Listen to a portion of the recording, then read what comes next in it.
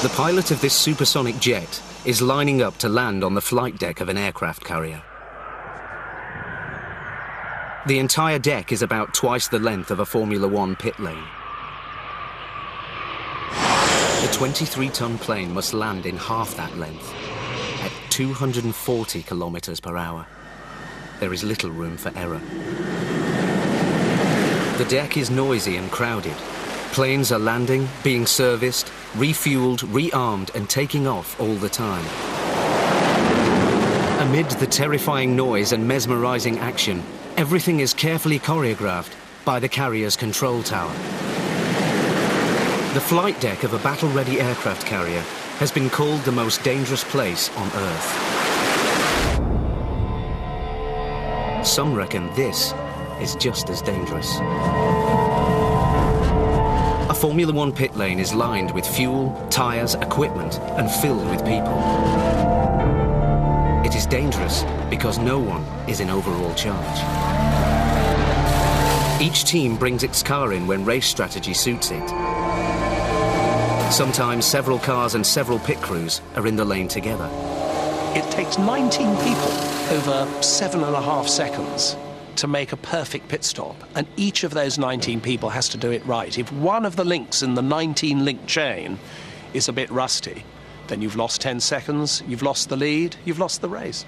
It's choreographed, literally, just like something you'll see on the stage. Everybody knows exactly what he's got to do, when he's got to do it, how he's got to do it, and they practice, practice, practice until they are absolutely right. Pit stop strategy involves wrong footing, outwitting, or simply outpacing the opposition. Rather than keeping everyone informed, as on the aircraft carrier, the trick is to keep it secret from the other teams. With engines running and cars screaming by on the track, it's impossible to hear or talk.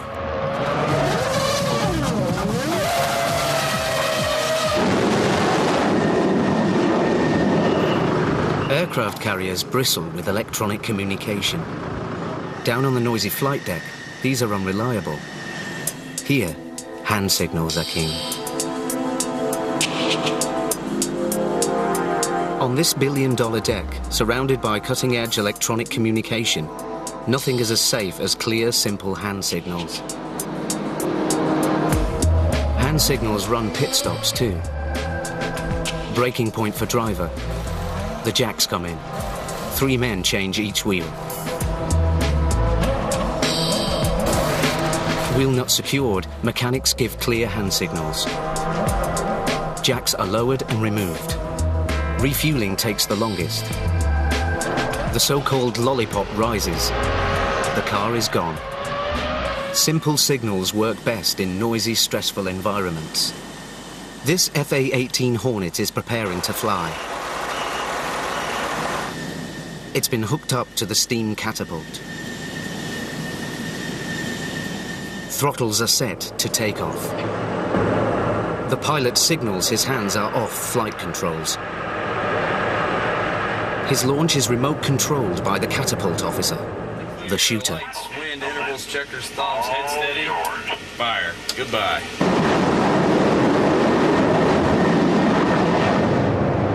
Once airborne, the pilot takes control. Fans out, thumbs up, winds are good. This is Formula One's version of the carrier's shooters. They are electronics engineers. They have invented computer software called launch control.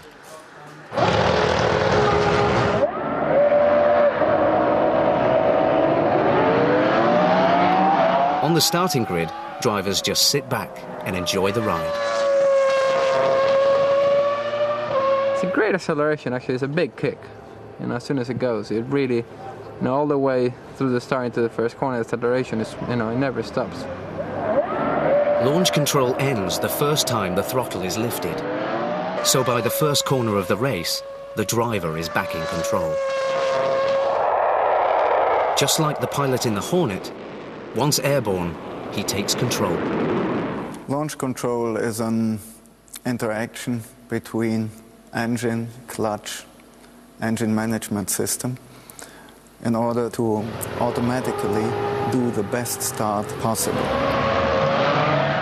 The system operates on its own. It manages power transferred to the wheels by the clutch in a way that you have maximum acceleration. So computers launch cars from the grid better than drivers. We are watching an engineered start. There are many issues to deal with, and the driver is quite busy in this early phase of the race. So I think it's a support the driver really welcomes. Launch control, in my personal opinion, putting my head on the chopping block, is a total load of nonsense. And Marion Tyson is absolutely right. The engineers do the starts, because I'll show you how they start in the cockpit. Boom, they take the finger off a button. That's all the driver does, and the foot's flat on the floor. So what input does the driver have on the start? Steering the car, and that's it. In Nigel Mansell's day, in the 1990s, drivers managed the starts.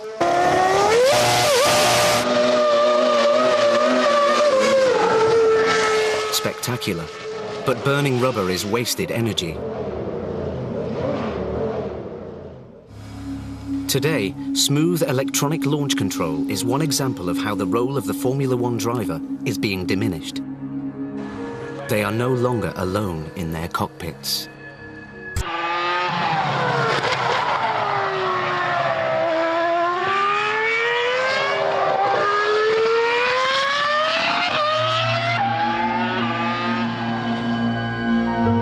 In Formula One motor racing, the driver was once the master.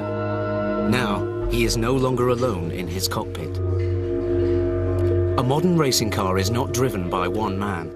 In Formula One, if you don't have everything, you don't win. You need to have the best car, you need to have, the best engineer, the best everything. And, that's what it takes to win. Montoya's car is made by an enormous team. Designers, engineers, aerodynamicists and mechanics work together to produce the car at the Williams team headquarters. Formula One is a team sport, and it takes a team to win. It's not only the chassis, it's not only the engine, it's not only the driver. It takes that and the tires as well. When they're all four are put together in the right way, you're going to win. Starting.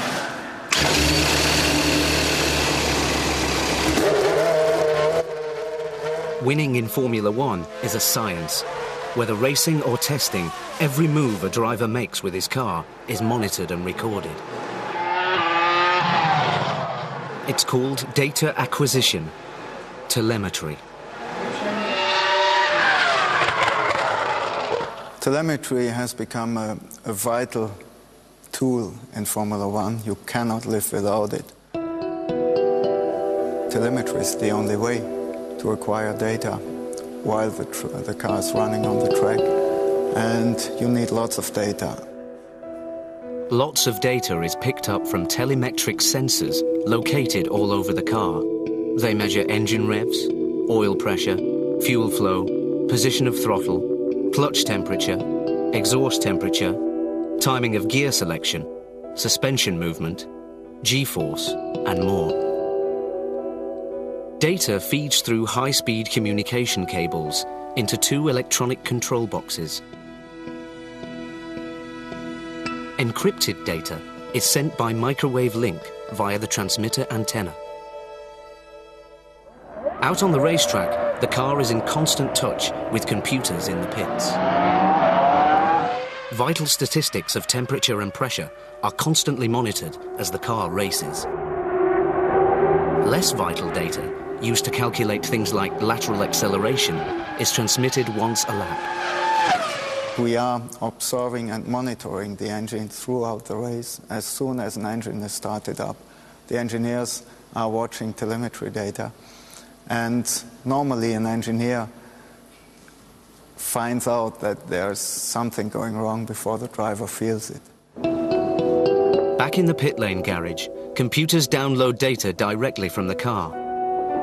Data is not just for engineers at the racetrack, it is also beamed back to headquarters. BMW in Germany and Williams in England. The data acquisition and the sort of extent to which we record the performance of the car is pretty comprehensive. We have what seems like endless channels recording all sorts of parameters off the car, and we can sit down and interpret that data into more meaningful forms of information. More meaningful information means forensically examining data for the most minute clue that will lead to tiny performance gains in future races. Today, software engineers outnumber mechanics at the trackside.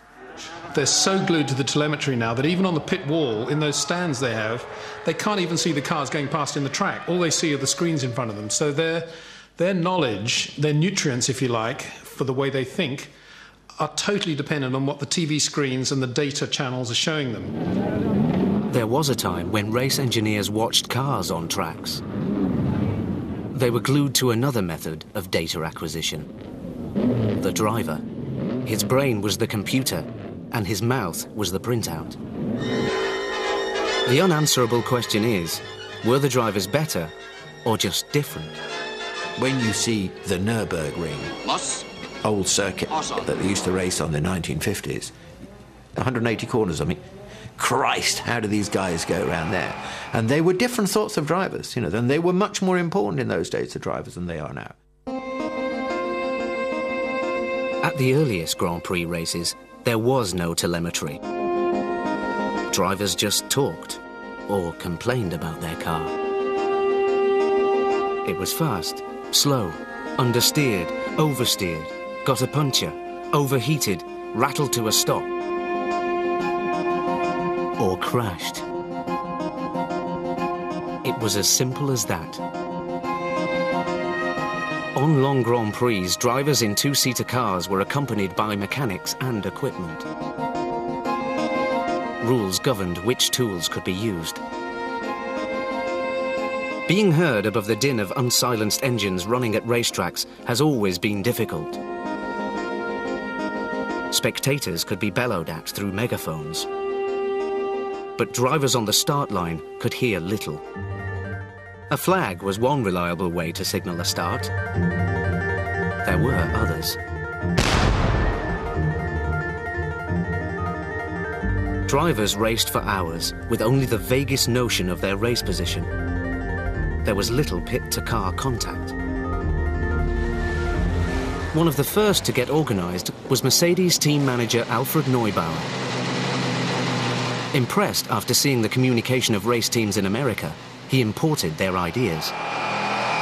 The Mercedes team became famous for their pit-to-car strategies. Drivers gained huge advantages from Neubauer's secret signals with flags, pit boards, and rather cryptic hand gestures. Alfred Neubauer is the European pioneer of race strategy,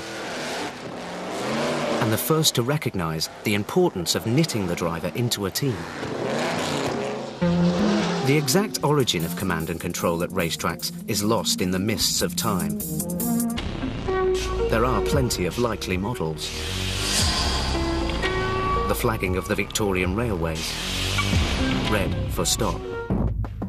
The organisation of horse racing was an obvious model for car racing. Both have marshals and stewards.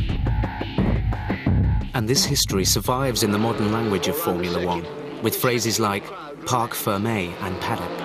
And in the paddock, discuss the current form. Always an interesting topic in motor racing. For the next 40 years, pit boards and flags remained the only effective way to pass information to drivers on the racetrack. But in pit lanes, nothing had been done to improve communication. Coherent speech was impossible over engine noise.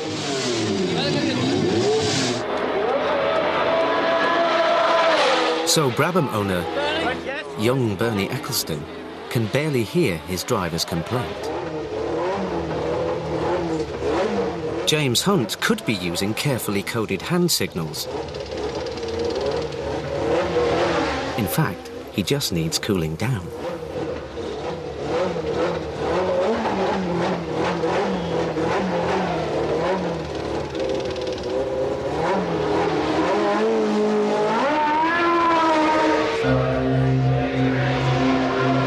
By the late 70s, Lotus's Colin Chapman, who was a pilot, was experimenting with aircraft headsets plugged into a modified driver's helmet. A small microphone and speakers were planted in the helmet. Though far from perfect, intercom communication beat some of the pit lane noise. Like all good ideas in Formula One, it was quickly adopted in other teams. Getting quicker and quicker, we've got to do the same. I put 2.5 more gallons in, so you've got another 7 or 8 laps to go. That's all right, 2.5. We've raised the front ride height nearly half an inch, That's it, all done. Right. Soon, everyone was sporting the latest must-have driver accessory, a pit lane intercom. It was only a short step to fitting radio sets to cars. The aerial on Ayrton Senna's Lotus is clearly visible just behind the rollover hoop. Senna and then later on Schumacher start to talk a lot. They start to communicate the whole time with the engineers through the race. And then suddenly it was coming a very important tool, and we discuss a lot through the race, strategies, setup changes in the pit stop.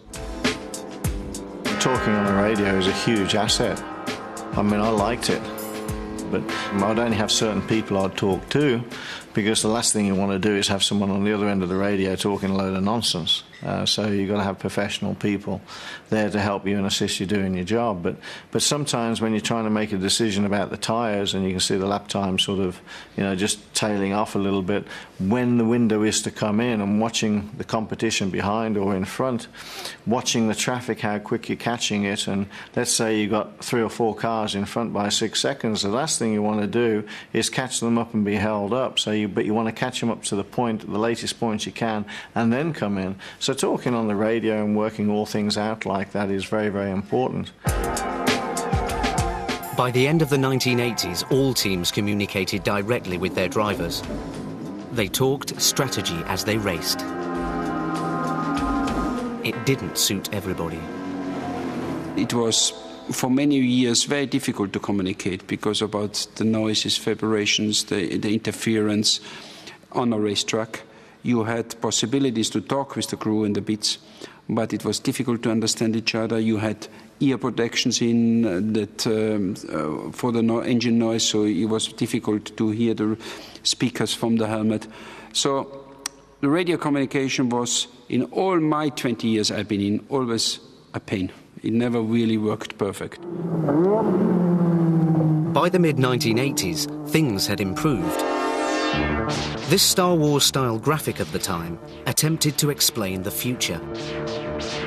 Pit-to-car radio was joined by control boxes wired up to engine sensors.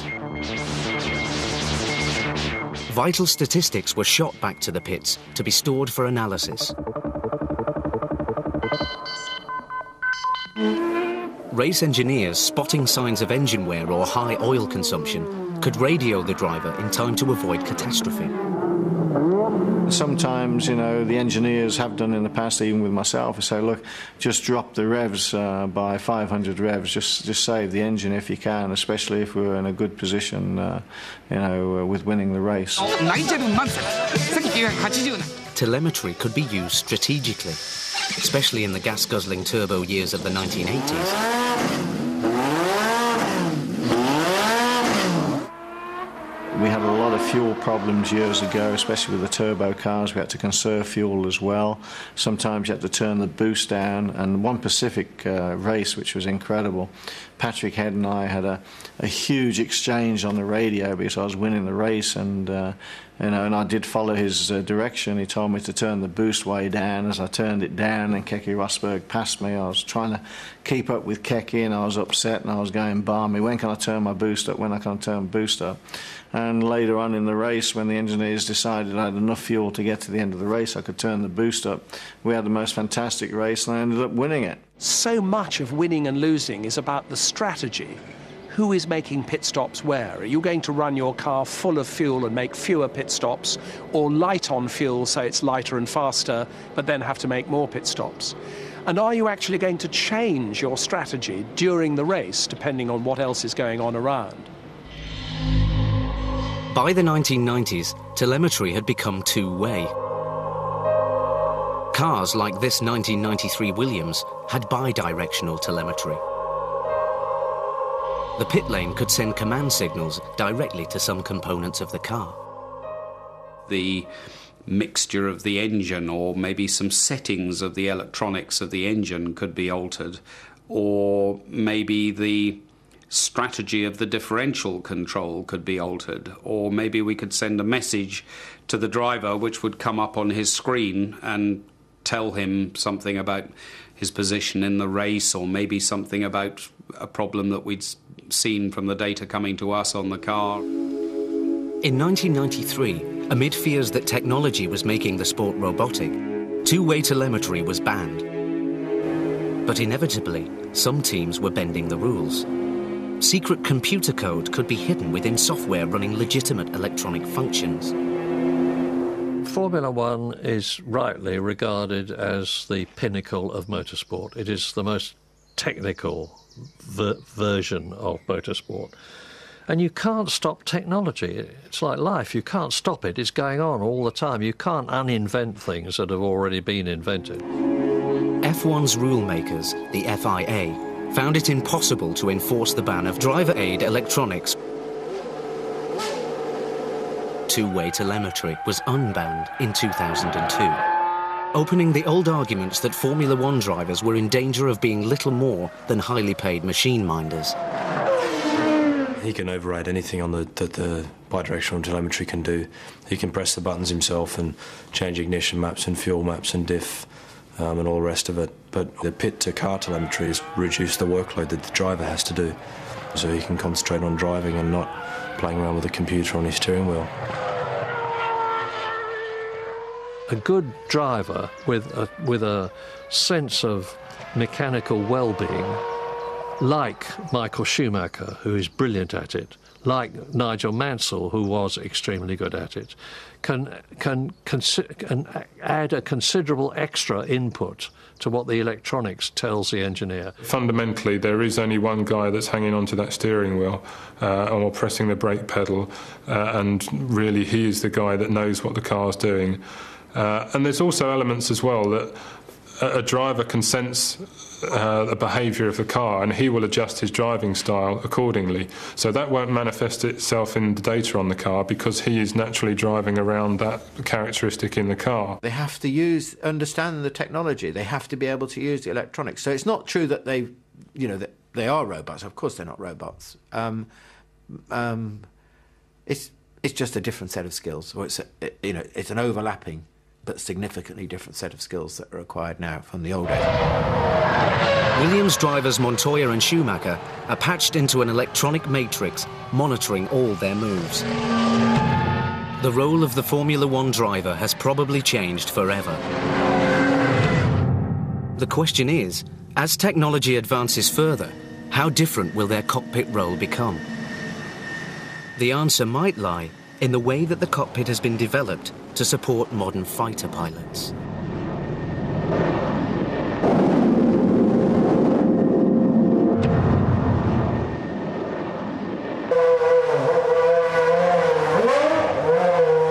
Technology is crowding the cockpit of the Formula One driver.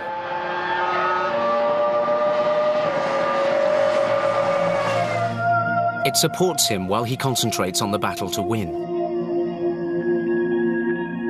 Much of this technology has come to motor racing from aerospace. To pilots of modern fighter aircraft, winning is a matter of life and death.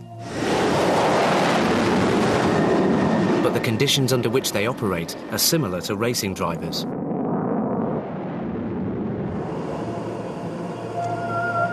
This simulator for Eurofighter's active cockpit has taken some control away from pilots. It is designed to withhold information. 1, 2, go.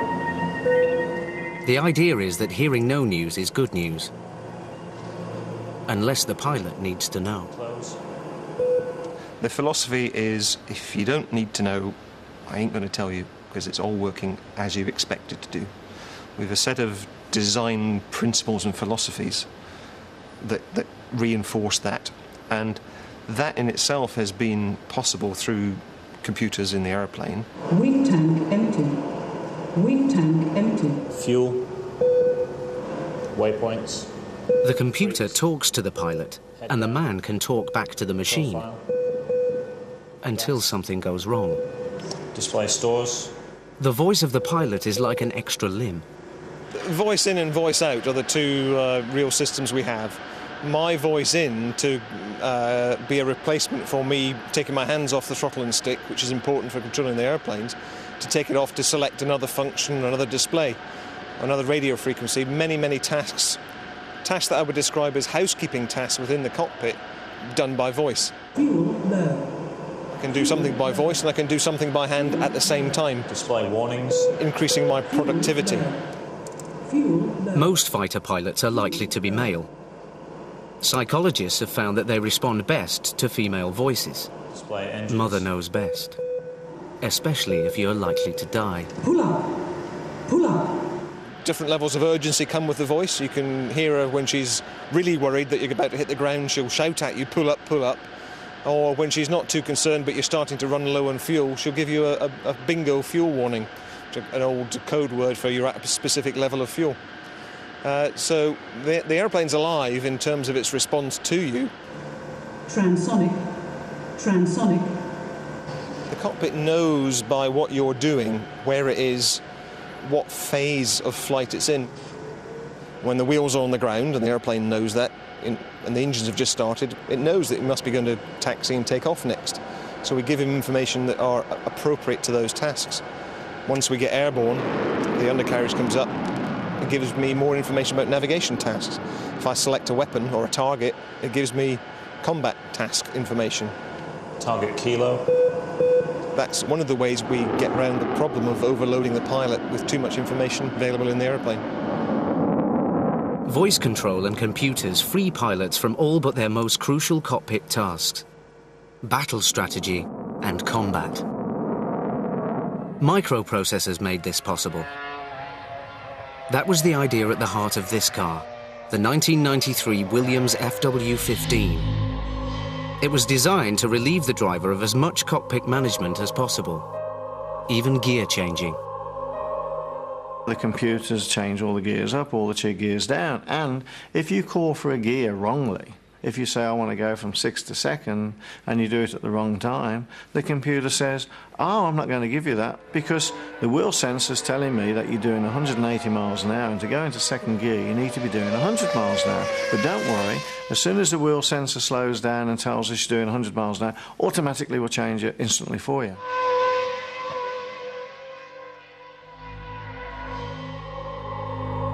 Mansell won in Formula One's most advanced car.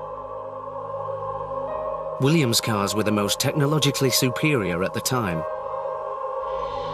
Having pioneered the semi-automatic electronic gearbox, they were going a step further with this: constantly variable transmission, CVT. A young and keen David Coulthard was the Williams test driver in 1993.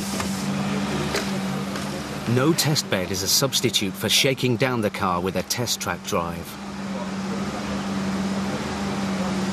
Constantly variable transmission is a perfect example of machines talking to machines.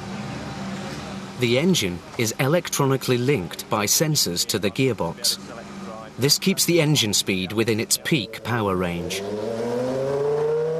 David Coulthard will not do any gear changing. The electronics do all the work for him.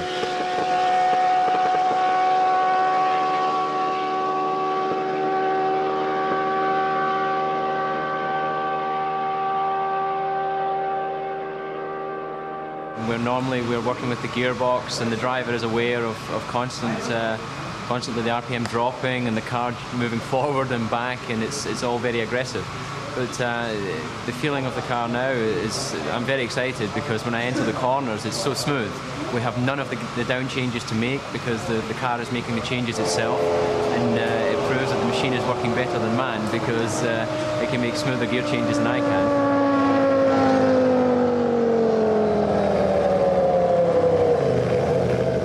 Making machines that work better than man is technological progress for a pragmatic engineer like Patrick Head.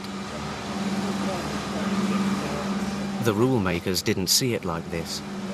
We were banned from running it before it had even got to a motor race. I think there was, people running scared in advance. They just thought, oh, well, if it's going to make that car quicker, we'll agree to get it banned. Less than a year later, at the end of the 1993 racing season, all driver aid electronics were banned. They were regarded as a threat to the battle between drivers. But even after the banning, rumours circulated about cheating with secret illegal computer programs hidden deep within legitimate software. But banning technology in Formula One just invites engineers to think harder. By banning things, all you do is redirect your known resource into another department and develop another technology. Or go deeper into the existing technology, looking to gain tiny margins of performance. It's really on the edge. You are constantly improving. You are trying to improve between every race, all the races. Every 2 weeks have something new. And at the same time, think about next year's engine, which has to be completely new, completely different again. So you are always pushing, always developing, never resting. Never resting, Formula One engineers live in a culture of constant improvement. The potential for performance gain is often highest in aerodynamics or tyres. But on the grid, waiting to start, the engine is still the heart of a good car.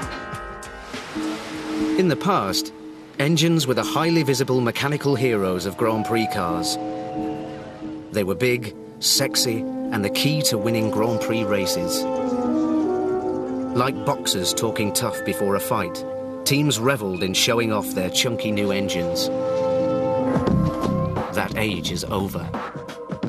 Today's modern Formula One cars are now conceived and built in enormous secrecy. Their engines are kept covered up. You certainly want to keep a competitive advantage if you have one, and that's why we try to hide the secrets. If you see a naked engine, a good engine designer would see something and would learn something, even by only seeing the outer shape of the engine. And that's what we try to avoid.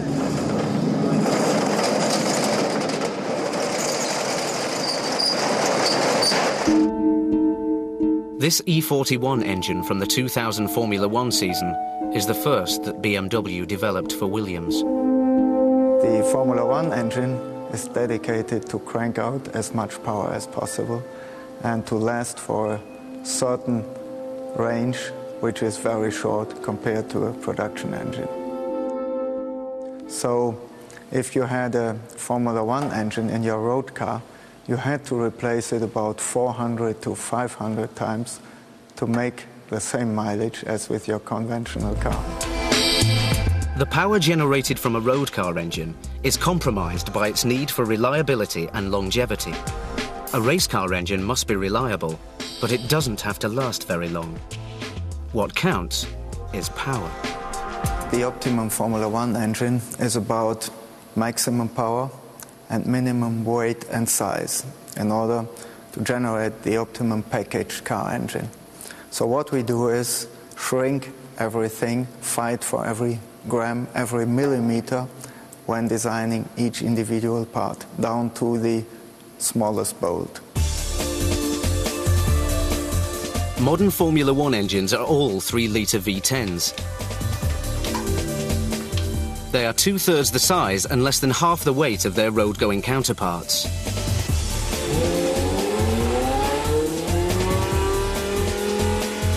Inside a Formula One crankcase, it's mechanical hell.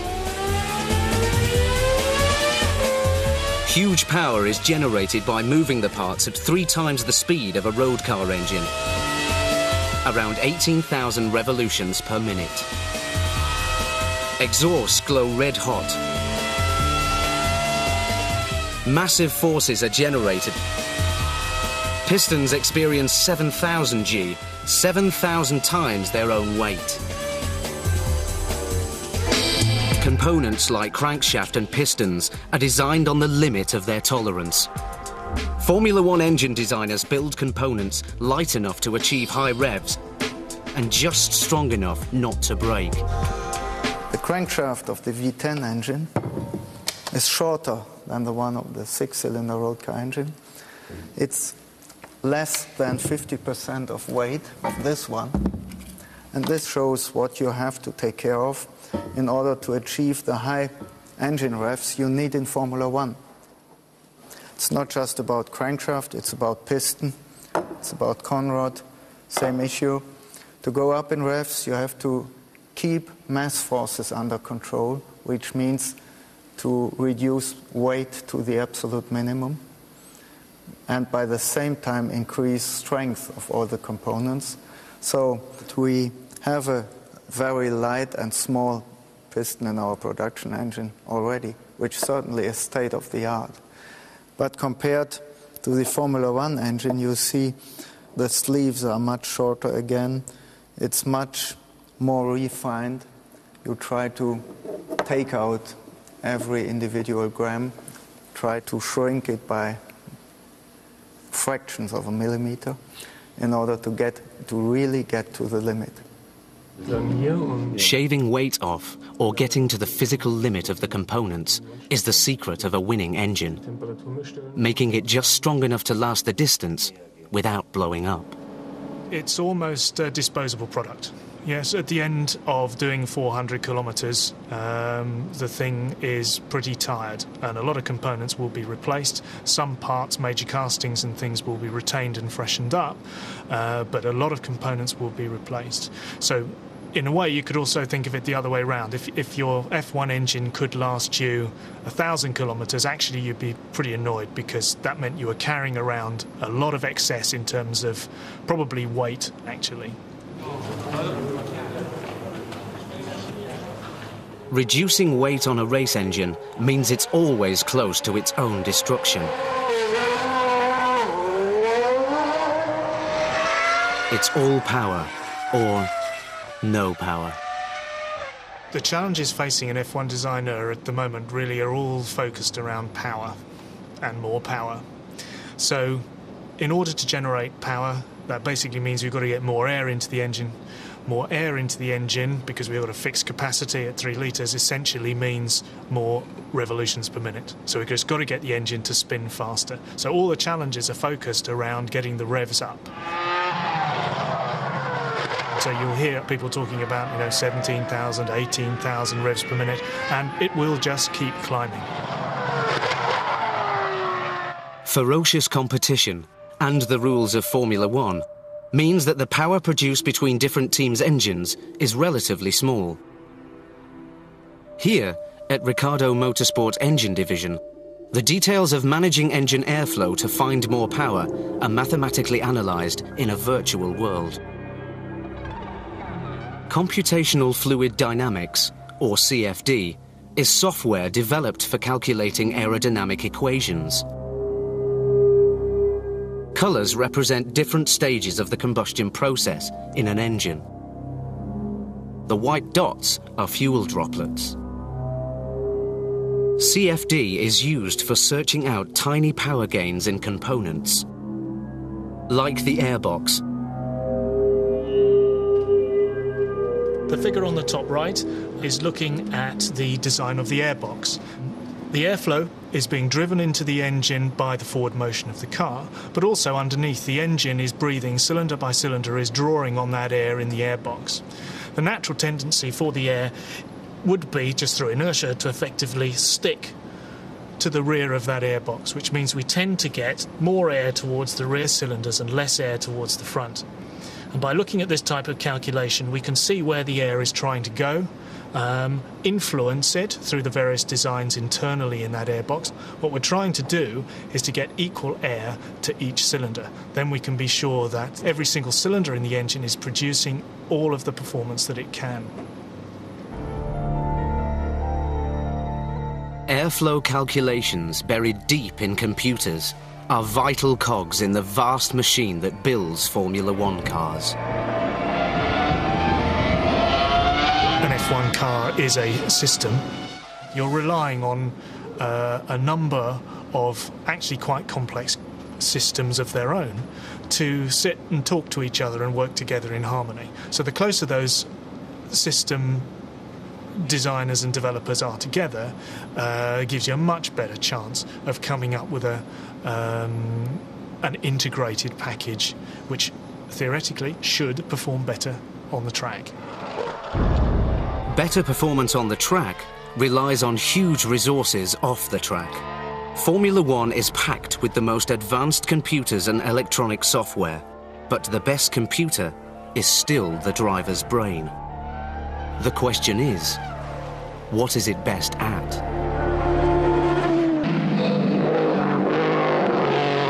Grand Prix motor racing has come a long way from its beginnings. Sponsorship has made Formula One a $3 billion a year industry. Everything and everyone, whoever they are, is a branded product.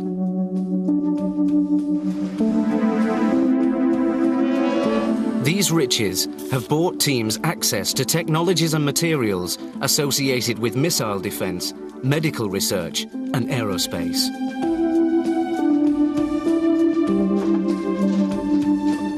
So today's Formula One drivers need more than just skill and muscle power. They need to be an intelligent link in the chain. To get 36 hours of racing from 2 cars a year now needs the joined-up resources of hundreds of people in a factory. Formula One is a real team sport. Formula One is a sport from 2 o'clock until 3:30 every other Sunday. All the other time, it's a business, and it is a business, because you've got to get these vast sums of money in, and because you're competitive. I mean, I always say that Formula One is the ultimate distillation of life, because the rewards for success are higher, like Michael Schumacher, who's paid £50 million a year.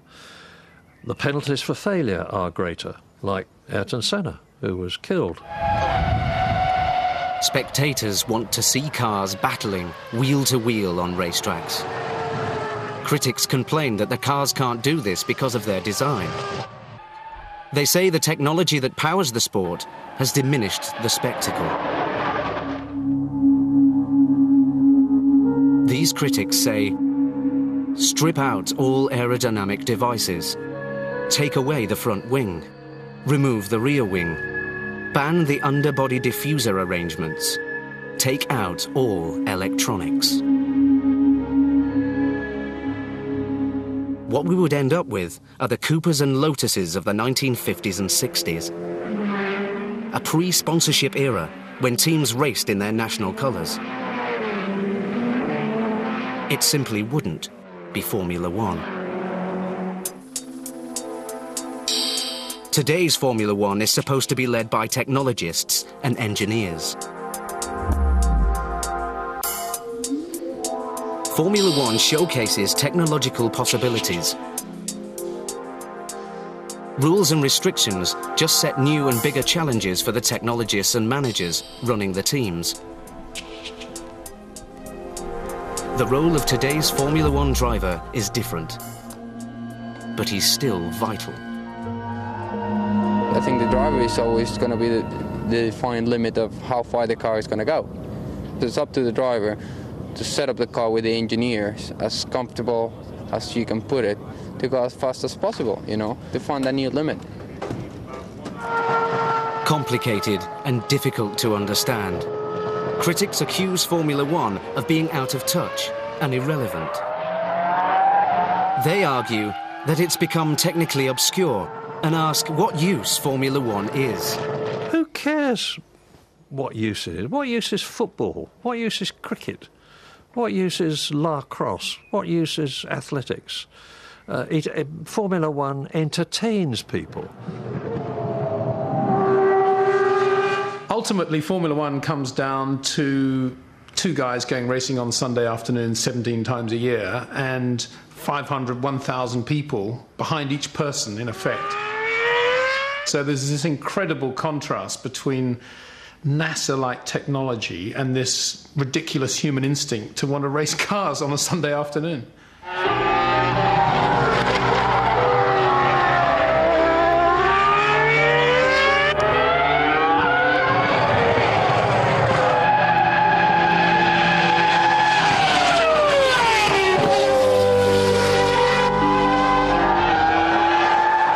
For 30 years, one of Formula One's most successful teams has been run by Frank Williams.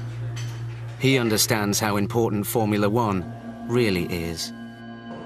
I think if F1 were banned internationally for some terrible reason, it would disappear beneath the waves and speedily be forgotten, except for a few enthusiasts who'd have nostalgic memories, of course. But its contribution to the world order is minimal at best, except for the fun. And yeah, the fun. I hope it gives people around the world.